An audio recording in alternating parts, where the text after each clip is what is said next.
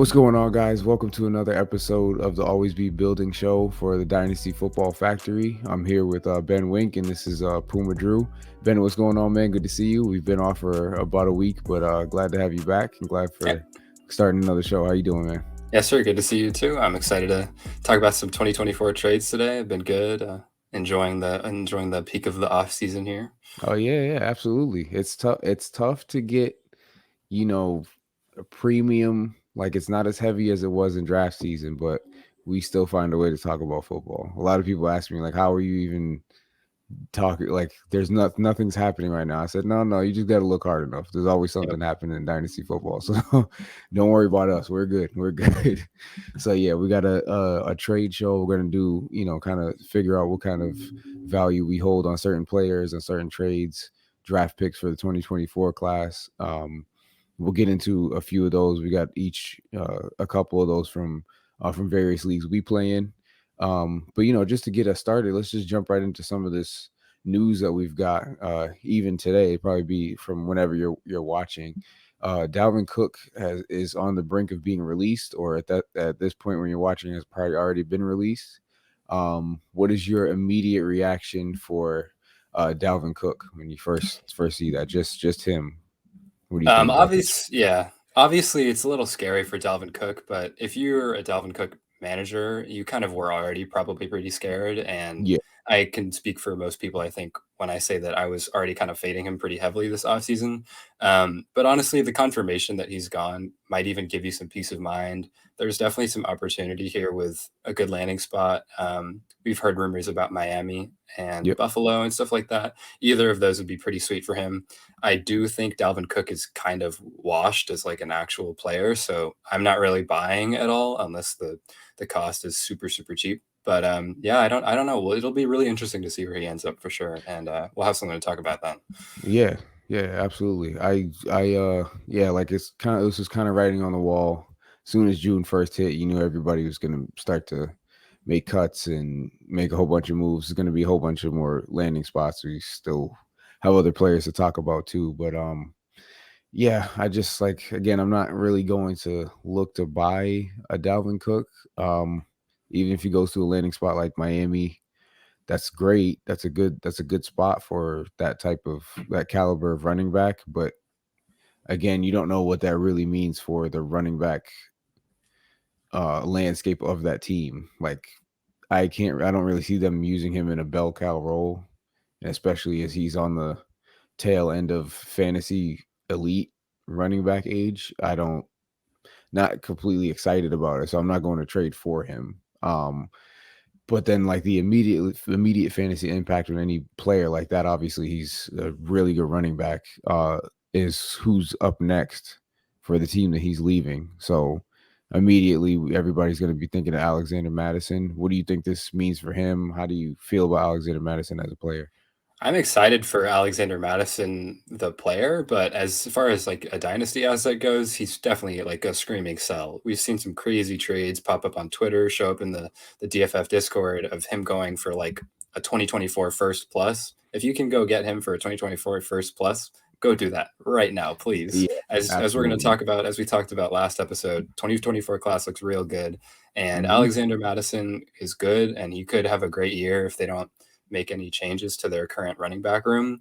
But he's like a 25-year-old player on his second contract, and there's just not a ton to be excited about long term. Especially running back is such a short-lived position that if you can insulate your value there with even a 2024 second, I'd probably be selling Madison right now.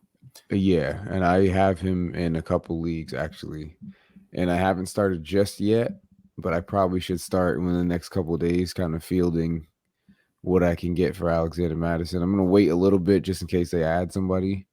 Um, but yeah, I would be selling Alexander Madison as well. I think he's a Yeah, decent running back. That's like yeah.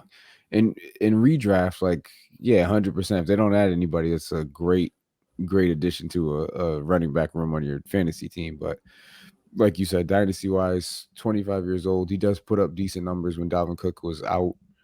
But I'm not nowhere near 2024 first value. That's insane. Like I don't, Yeah, I no, it's wild. no.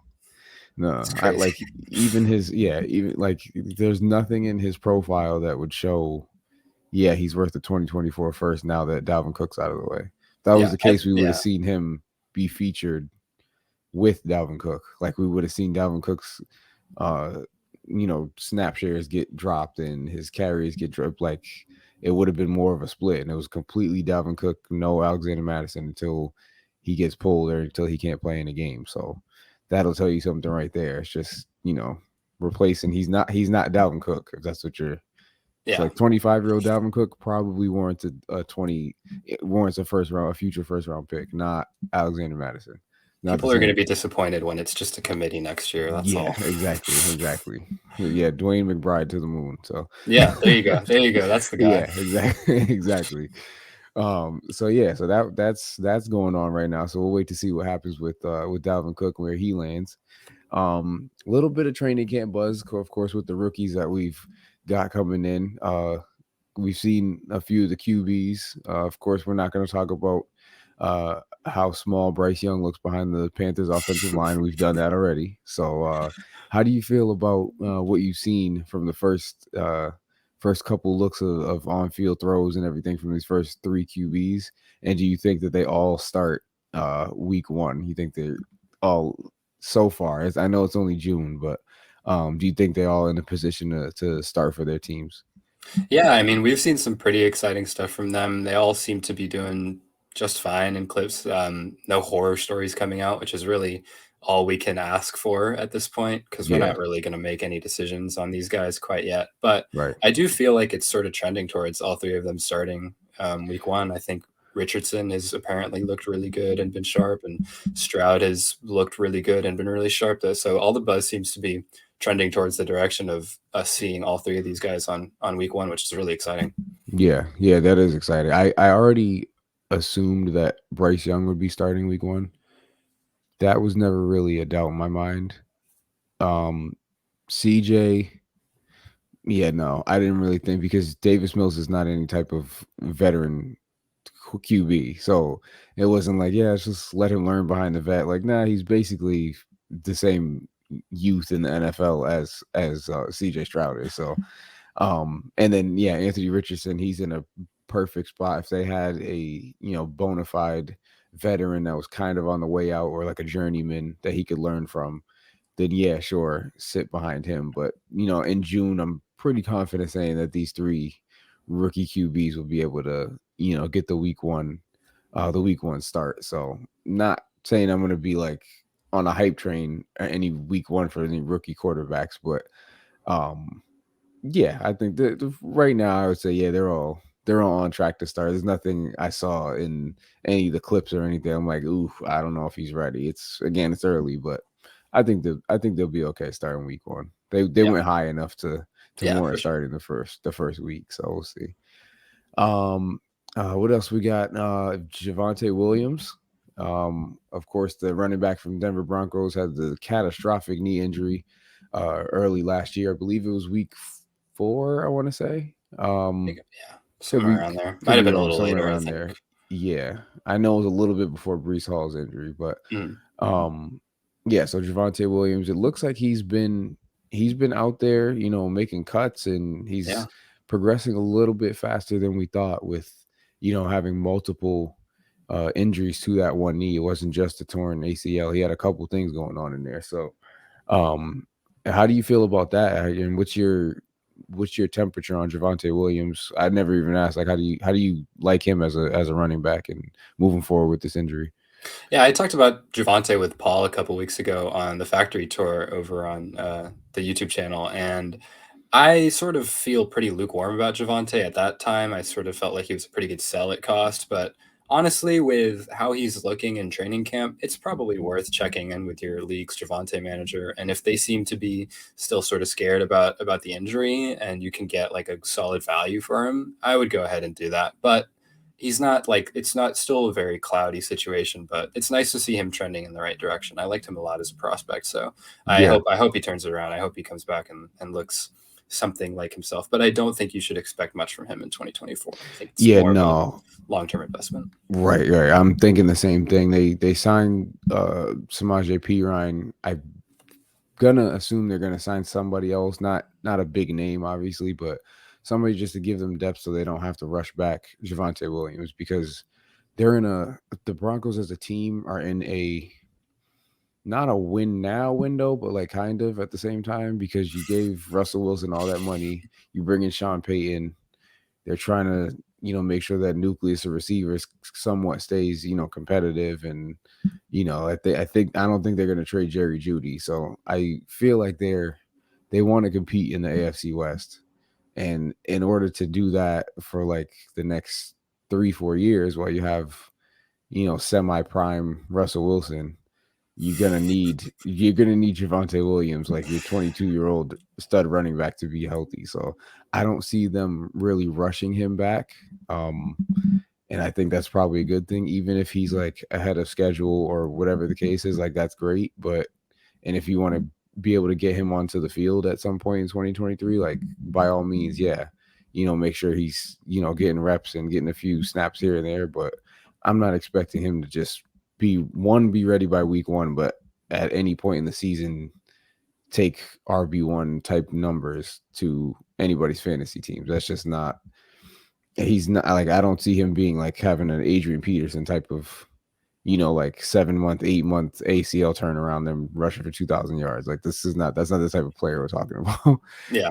But it is good, from just a personal aspect to be able to, get back out on the field that fast from that type of knee injury and be able to, get out there with your teammates and, try to contribute and try to get your body back. He's a young running back. I don't think his value or anything plummets that much because it's so soon. It's only his second season when that injury happened. So I'm not, I'm not really. Was this the second season? That was rookie season. That was the second season. Yeah, it was second season. Okay, yeah. So I'm not.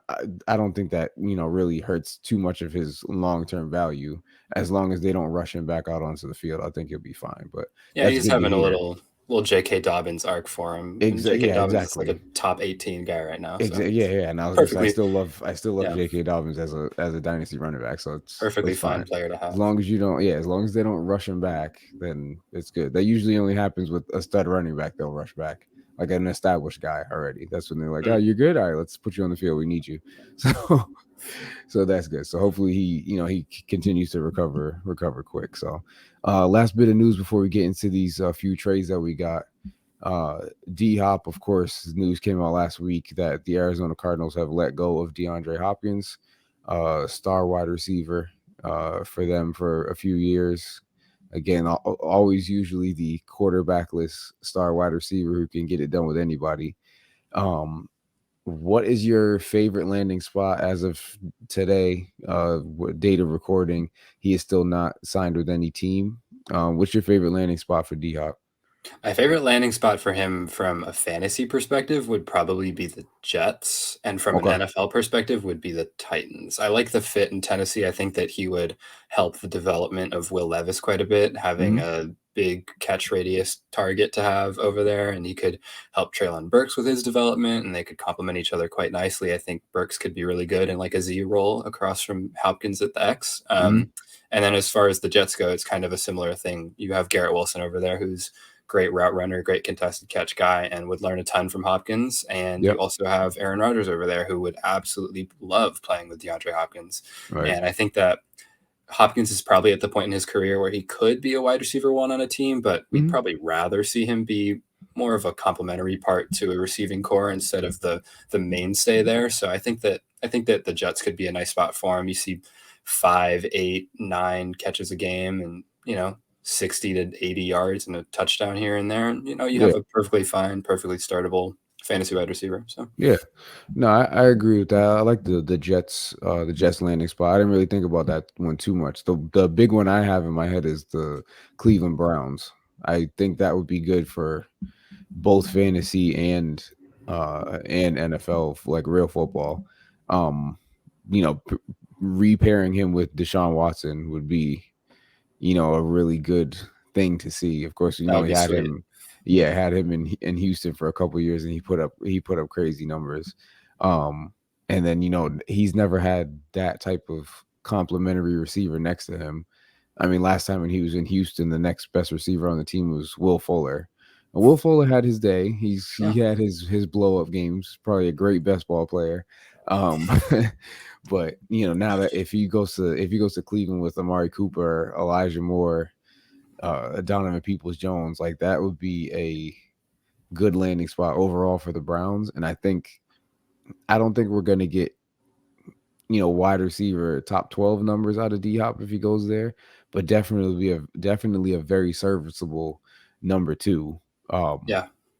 because I think realistically Amari and D Hop have become number two, like high end number twos, just because they're gonna at some points they're gonna cancel each other out. They're both basically alpha receivers. So but yeah, I think that'd be a good landing spot. I wouldn't mind have I might even send a couple offers out if he goes to Cleveland for the right price. Yeah. Just because of the situation. The Browns are in a competitive division, they're gonna have to be throwing it. And Deshaun Watson is a highly talented quarterback. I know he struggled at the end of last season coming back from not playing for a year, but Deshaun Watson's not even 30 years old yet. Like we're good on the Deshaun Watson train for me. So let's just let that roll and bringing D Hop to Cleveland. I would like to see that. So Yeah. I'm not quite sending offers out for Hopkins at the moment, but I'm definitely holding the shares that I do have because yeah, yeah, I think that there could definitely be something here with him. yeah, exactly. Yeah, I'm gonna wait until he has a landing spot. I'm not gonna because I used to do that. Like if somebody, like for example, like the Dalvin Cook thing, if he gets released, I'd be like, oh, let me go see if I can nab him just because the spots he could land might be good. So let me just have him on my team. So when it happens, I can say, yeah, I got him. Like now, as I've grown playing any format of fantasy football, I'm like, that's probably not the not the Yeah. greatest idea. Just wait till Yeah. you know the situation because Patience is a especially virtue. exactly, especially in the spring, like anything can Mhm. change before September starts. So Totally. yeah, just try to be patient. Patience is a virtue, like you said. So all right, cool. So that's enough for news. Let's get into the nitty gritty. We have uh, some dynasty trades, some trades that involve, players right now, and some trades that involve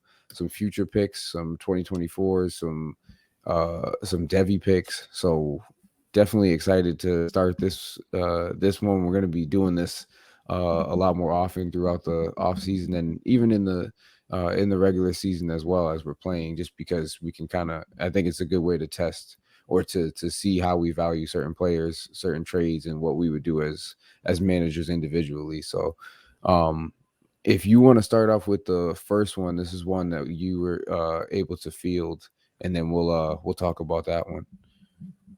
Yeah, so this was a trade actually that I made on a rebuilding team. It was the 111, the 211, and a late 2024 first for Mark Andrews and Elijah Moore.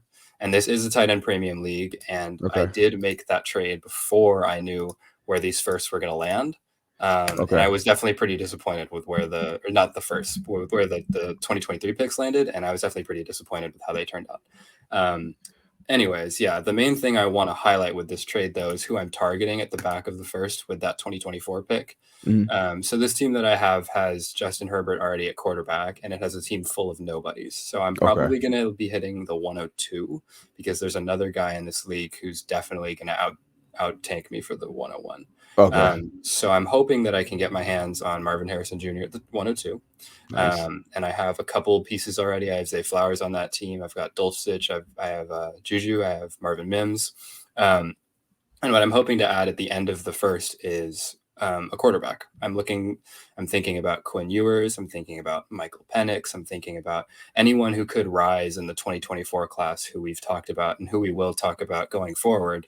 Yeah. Yeah. There are other guys like Spencer Rattler, Shadur Sanders. I don't know if any of these guys will play their way into the first round of rookie drafts next year, but those are kind of the guys who I'm thinking about for this team.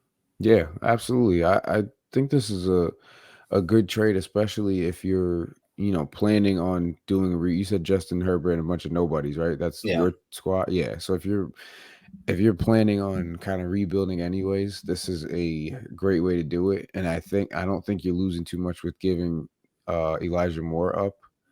Because because you're letting go of Andrews, Elijah Moore in the Yeah. 2024 third, right? Yeah. Okay. Yeah. So Mark Andrews, although that may hurt, it's a tight end premium. Like he's probably tight end one after Travis Kelce's done, but at the end of the day, like that one tight end spot is not gonna help you win a championship in Dynasty. So you got to give up the big name assets in that if you're gonna go full, rebuild most of your team. Elijah Moore could very easily get washed away to a degree in that Cleveland Browns wide receiver core. Yep. Especially if they land somebody like D Hop, who we just talked about for a few moments earlier. And then they still have Donovan Peoples-Jones. I'm not too worried about David Bell and Anthony Schwartz, but Cedric Tillman though.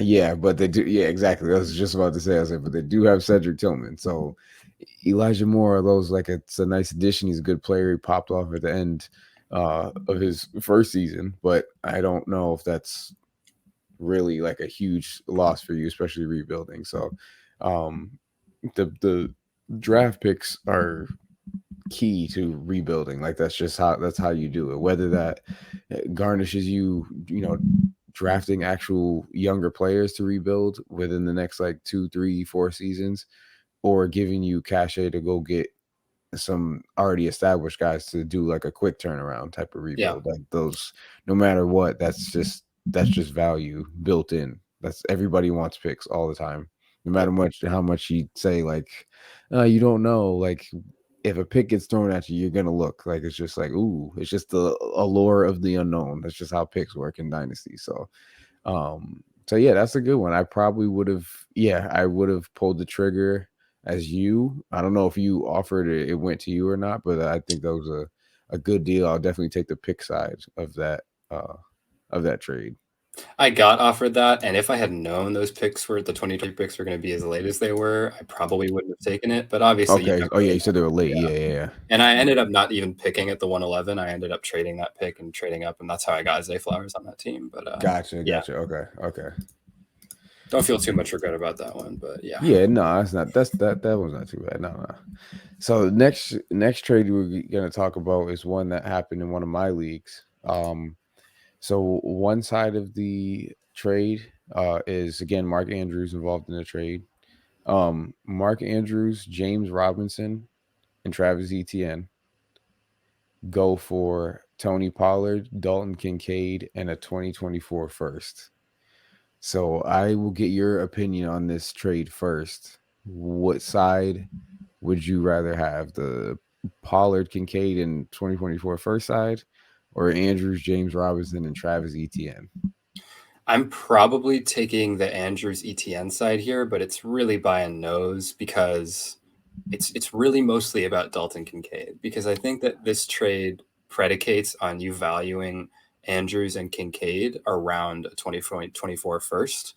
Because I think ETN and Pollard are pretty similar assets. I think that Yeah. a lot of people have them 1 or 2, maybe 3 spots apart in their rankings. So those two, and I guess Robinson, kind of just cancel each other out for me. And I would probably want more than a 2024 first, especially if it's not like guaranteed to be an early pick. I'd probably be looking for more than that to upgrade from Kincaid to or to downgrade from Andrews to Kincaid.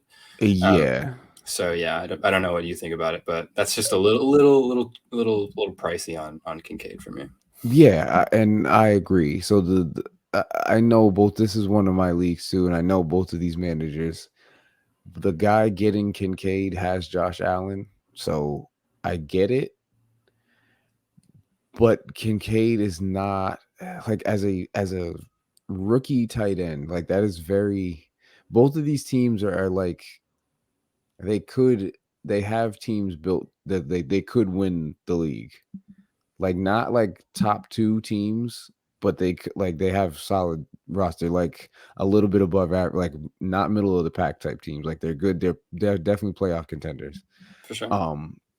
I just wouldn't have in this window. I just wouldn't have given up Mark Andrews just to pair Kincaid with Josh Allen, which I feel like is what was going on here. Like you said, the Pollard ETN in Dynasty, like that's kind of cancely. Like Pollard, of course, for this year, if they don't add anybody, he's going to go off and might finish like a top 5 running back. ETN could do that this year, or it also might take him a year just because circumstances in Jacksonville. Like they it's still a young team and still figuring out their offense. ETN's still young, hasn't played basically a full season yet, so that they kind of cancel each other out. James Robinson's basically just a throw in this trade here. And then 2024 first is going to be like a mid to late, I would say, based on these two teams' builds right now. So I would probably prefer the Andrews and ETN side, just because it's a tight end premium league.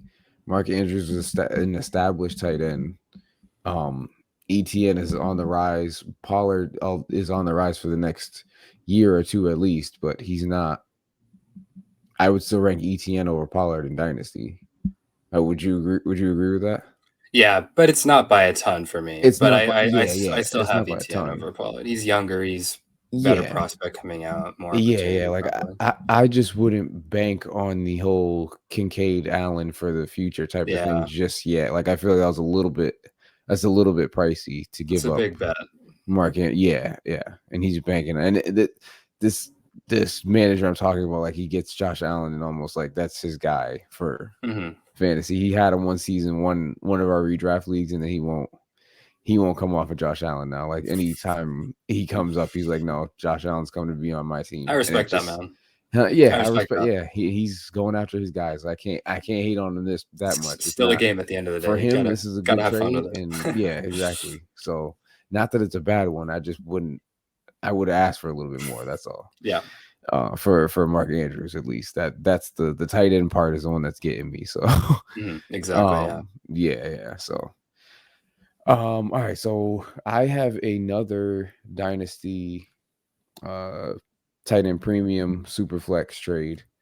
That we could go over, and then we'll get into some Devy trades too, and then we'll wrap up. But one side of the trade is DJ Moore in a 2023 first, so 101 is the pick for Christian Kirk, Irv Smith Jr., the 107 2023 and the 102 in 2023. So right off the bat, when you saw this, when we were going over the show for today, what was your initial thoughts on this trade? First of all, this is a crazy trade, and I texted you that as soon as you put it in there. I was like, "Whoa, this is wild! It's all over the place." And I've actually thought about this one quite a bit over the Okay. past few days, and I think I like the Bijan side, which is interesting because I sort of shifted. I originally was on the 102 side, Okay. but I think that the gap between Bijan and the 102 is big enough that adding DJ Moore on that side, even though I would rather have Kirk in the 107, I'd still lean the Bijan side just because I think that we might be almost, and I don't want to say we're getting a discount on Bijan, but I think that people are kind of forgetting just how valuable a true workhorse RB1 could actually be. Yeah. Because I think that he might be the only one in the NFL a year or two from now. I think that Jonathan Taylor could be losing work sooner than people think. I think that Breece Hall is probably not going to be a 30-touch guy at any point in his career. No. But I think that Bijan seriously could be. I think that he's going to be a 3-down back. I think he can pass protect. I think he's never going to leave the field for Atlanta. And I'm really excited to see what Arthur Smith does with him. Yeah.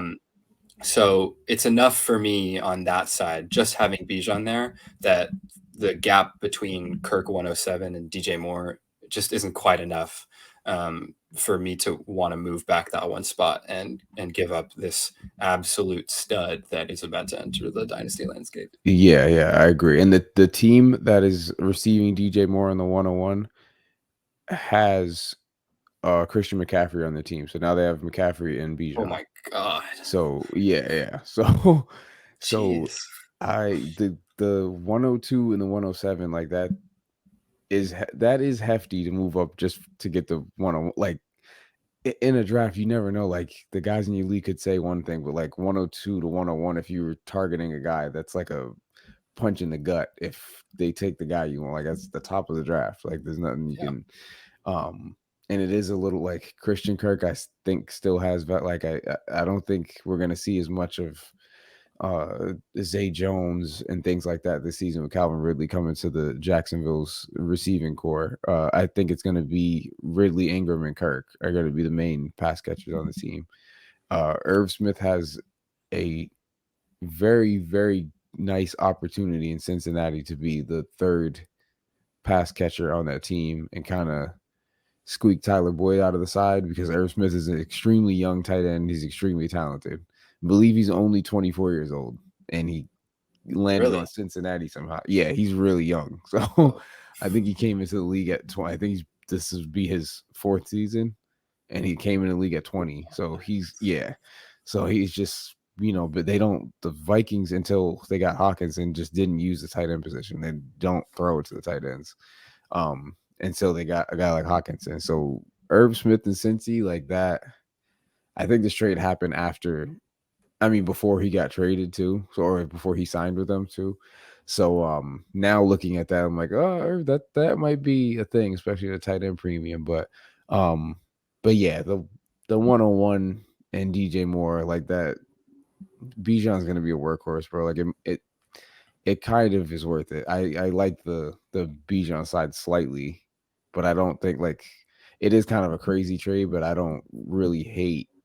You could go either way on this side. I would just lean the 101 side. That's all. Yeah, me as well. Because most even those super flex like Bijan went at one, like that's the guy at that pick. Yeah, So yeah. Don't overthink it. I love Anthony Richardson, but don't don't do that to yourself. It's Bijan. You'd be punching yourself after if you didn't take him. So just do it. But all right. So we got some Devy trades to end off. We got a couple of these to wrap up this show for the week. I'll let you start and rattle off a couple of these. What do we got for some Devy trades to go over? Yeah, the first one I want to bring up is one that happened in the new Devy DFF startup that me and you are both in, where Patrick Mahomes and Travis Kelce, yes, both of them, went on the move for Caleb Williams, Pat Freiermuth, Zachariah Branch, USC 2026 receiver, and Jurion Dickey, who is Oregon 2026 wide receiver. Yep. And the thing here that I just think is crazy interesting to highlight is, and I'm going to ask you this, is Caleb Williams already valued as a top 5 dynasty quarterback? Wow. See, I thought about this question, but now that it's live, it's just kind of like, it's a tough one, man, because that's sort of what this trade is valuing him at. It's predicated on Caleb Williams not being Patrick Mahomes, but being in the realm of Patrick Mahomes, which that's tough to, because I don't know, bro, because landing spot still means a lot to any quarterback. So that's tough. But I mean, right off the rip, like gun to my head, he probably is top 5. He's probably 5, but he's probably in Dynasty and Devy world, he's probably valued as a top 5 Dynasty quarterback. To me, that screams go sell your Caleb Williams right now. Flip it if you can flip him for like Lawrence or something. Yep.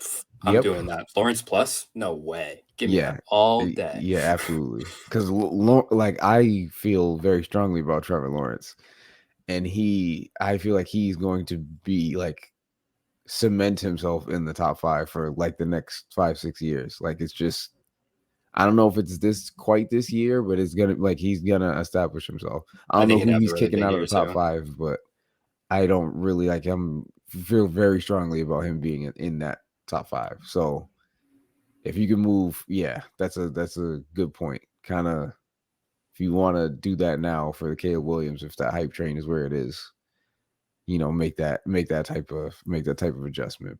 And we love Caleb Williams on this show. Like we raved about him the entirety of last episode. Yep. This is just seeing him go for a package like this is just sort of mind-boggling in a way. That is Mahomes and Kelce. It's crazy. So like, what do you?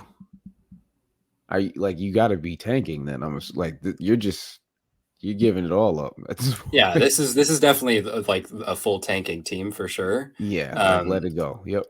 But I don't know. I mean, I like Zachariah Branch and I like Jurion Dickey, but you can't think of those two guys as anything more than dart throws at this point because Right. 2026 is so far away. You have no That's yeah, idea what could too happen far. over the course of their college careers. And Yeah. I like Pat Fryermuth, but it's Travis Kelsey, man.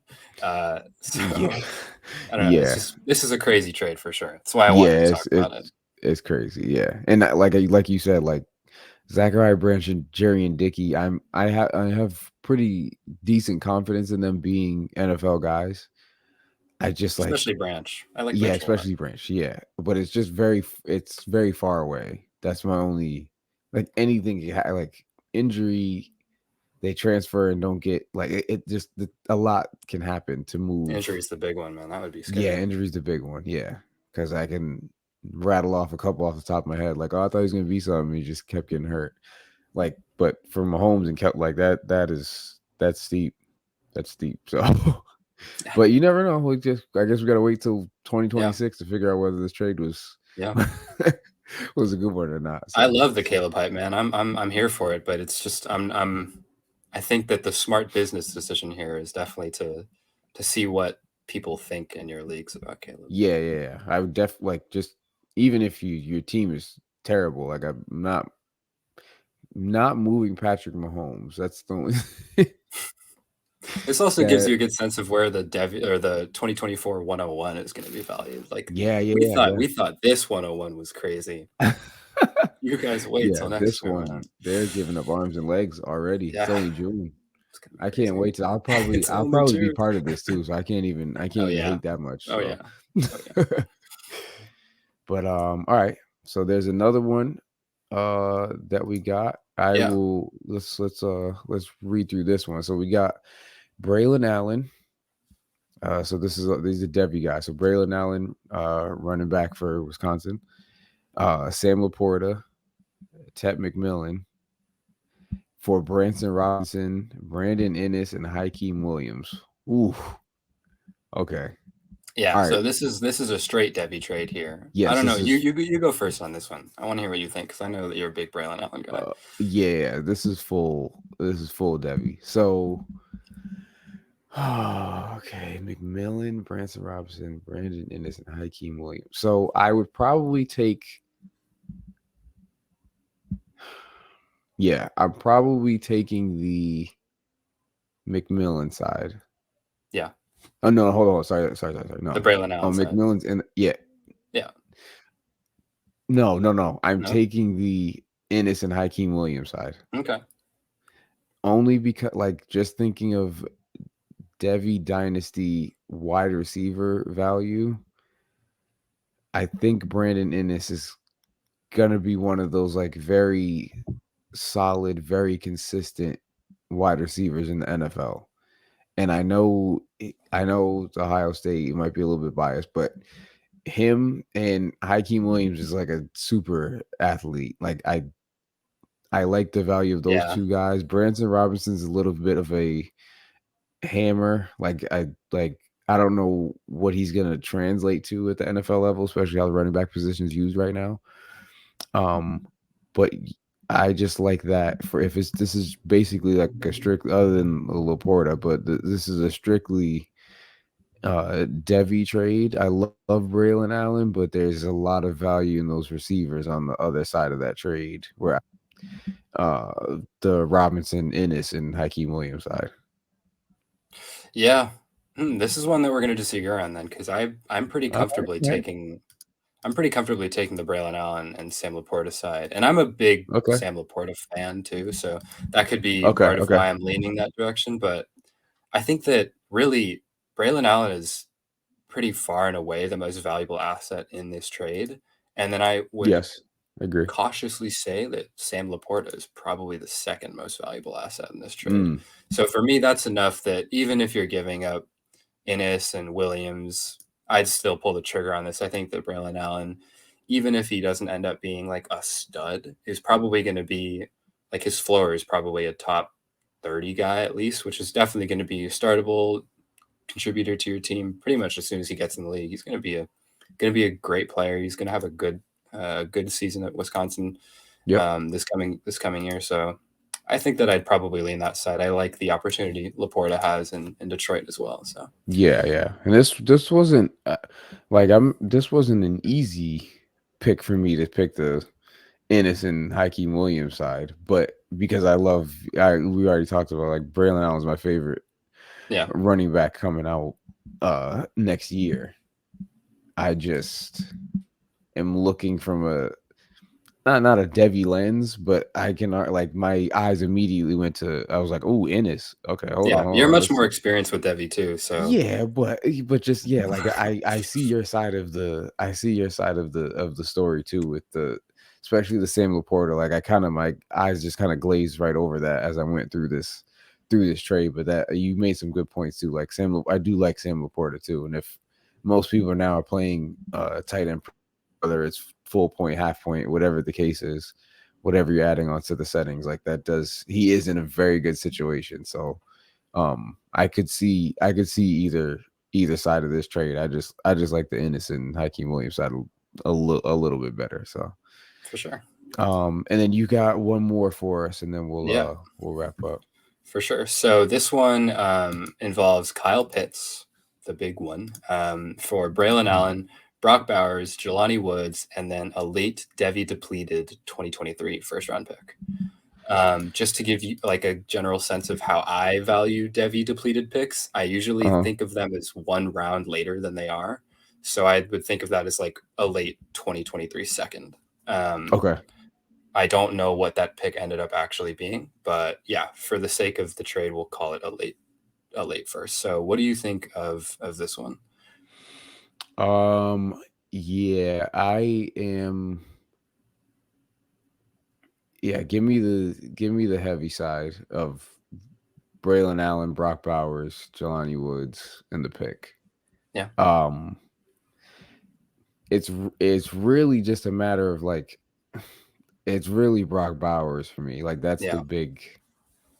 that's the big like I really don't even I can't even argue with anybody saying that they would prefer like straight up like if you knew the pick was Brock like would you trade Brock Bowers straight up for Kyle Pitts right now? Like that he's that level of tight end that like no matter where he goes like he's gonna be on the field all the time. He's a superb athlete at the tight end position.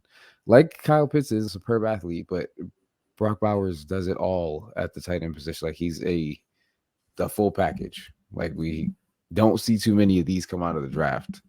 Um, and if you're gonna throw Braylon Allen on top of it in a potential for or whatever that pick is, and whatever Jelani Woods could potentially turn into with Anthony Richardson, like give me all that over Kyle Pitts.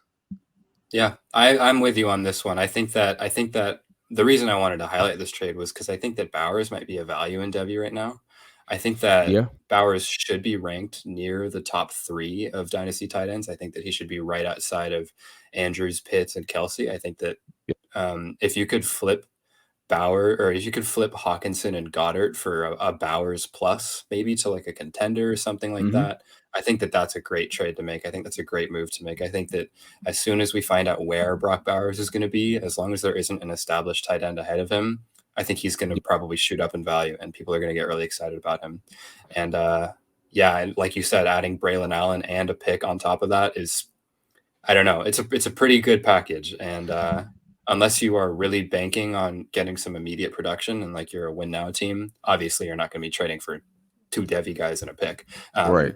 I think that the value here is definitely on the Bowers side. So Yeah, and this is not really a slight to Kyle Pitts. I think he's great, and he still has plenty of time to develop as a tight end.